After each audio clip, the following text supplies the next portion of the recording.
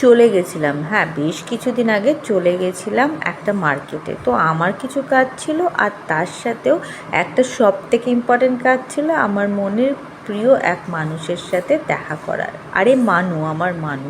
আরে মানু আমি কাকে বলি? লায়লাদিকে মানু বলি।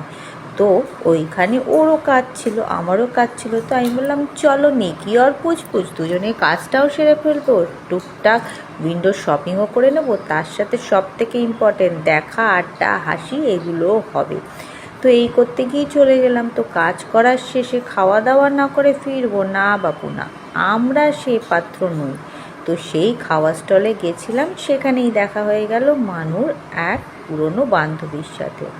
তার সাথে আলাপ হলো, বেশ ভালো লাগলো, এবং মানু তো লেগে পড়েছে পুরনো দিনের সব গল্প করতে। এই স্টলটার কথা বলি, এখানে মানু বলল যখনই যাই না কেন, ছোটে প্যাকেট মে বড়া ধামাকা, দেখতে ছোট হলে কী হবে, খুব টেস্টি খাবার পাওয়া যায়। আর আমি বললাম আমি বাদ যাবো কেন, ওই যে মানুর বান্ধবী বললাম তার হাজব্যান্ড।